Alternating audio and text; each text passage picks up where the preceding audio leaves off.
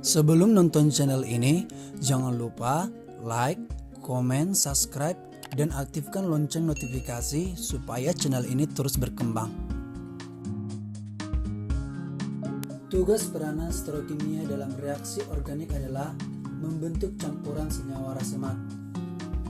Campuran senyawa rasemat terdapat pada obat-obatan seperti thalidomide digunakan sebagai obat penenang, tramadol sebagai obat analgesik kuat pada reseptor di sistem saraf pusat yang menghentikan sensasi dan respon terhadap rasa nyeri. Epinefrin digunakan untuk mengobati laringotrakitis. Nah, stereokimia dalam reaksi organik membentuk campuran senyawa rasemat terdapat pada dua reaksi, yaitu stereokimia reaksi SN2 dan SN1. Yang pertama, stereokimia reaksi SN2.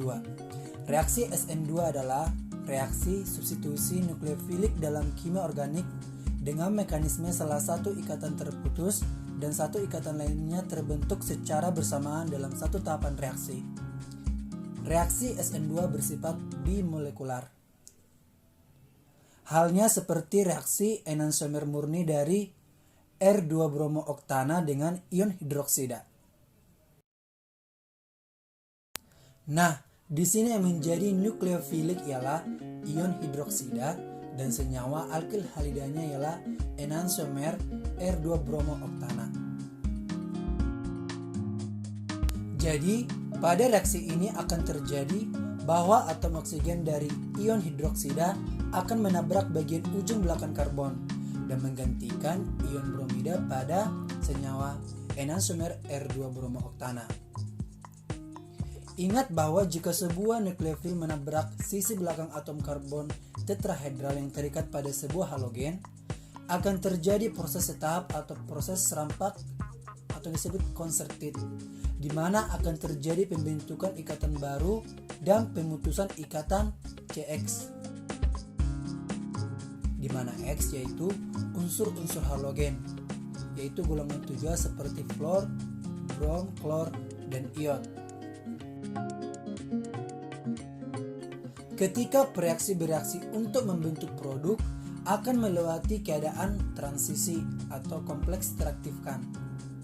Keadaan transisi ini melibatkan dua partikel, yaitu nukleofilik dan alkil halida atau yang disebut senyawa RX. Bisa kita lihat pada gambar bahwa keadaan transisi mencakup suatu rehibridisasi sementara dari ujung atom karbon dari sp3 ke sp2 dan akhirnya kembali lagi pada sp3.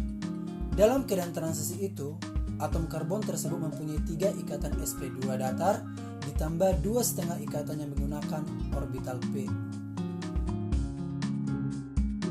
Ketika nukleofilik menyerang dari arah belakang molekul senyawa R2-bromooktana, maka gugus yang terikat pada karbon berubah posisi menjadi rata dalam keadaan transisi, kemudian membalik ke sisi lain.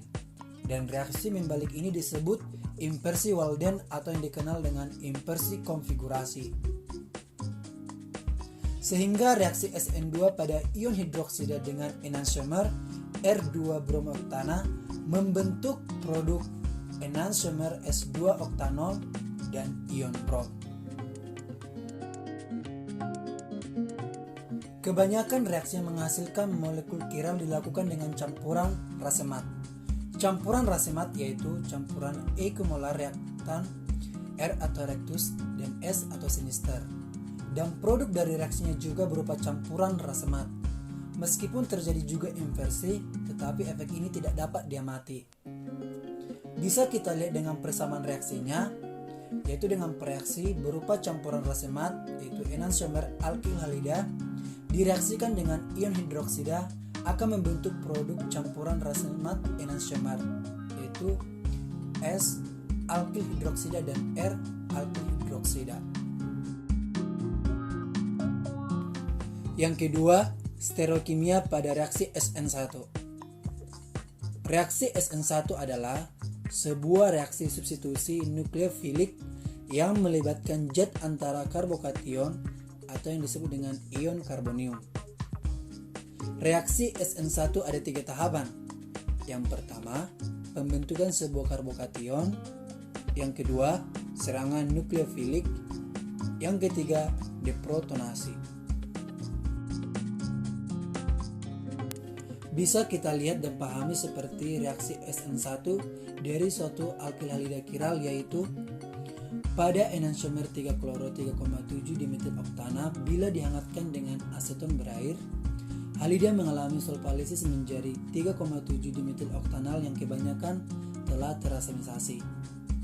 Nah, sebelumnya solvalisis adalah reaksi eliminasi di mana nukleofiliknya merupakan suatu molekul pelarut.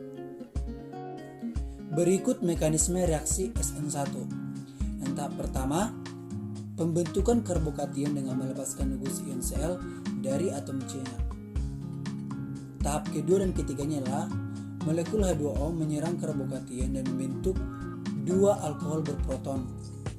Dan terjadilah penyingkiran proton pada nukleofil yang terprotonasi oleh molekul H2O.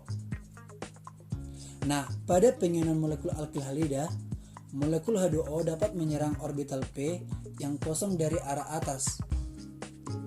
Berikut gambaran struktur suatu karbokation. Karena hanya 3 gugus, maka ikatan ke gugus-gugus ini terletak dalam sebuah bidang. Dan sudut yang diapit oleh 2 ikatan sekitar 120 derajat. Untuk mencapai geometri ini, karbon positif berhibridisasi sp2 dan memiliki orbital P yang kosong. Lalu karbokation itu menghasilkan produk yaitu R-enantiomer alkohol. Tetapi molekul H2O itu dapat juga menyerang dari arah bawah dengan menghasilkan produk S-enantiomer alkohol juga. Karena serangan dapat dari masing-masing sisi, dapatlah terjadi rasemasi dan menghasilkan senyawa rasemat. Sehingga reaksi SN1 pada R-enantiomer 3-kloro 3,7 dimetil oktana membentuk produk R-enantiomer 3-kloro 3,7 dimetil oktanol dan S-enantiomer 3-kloro 3,7 dimetil oktanol.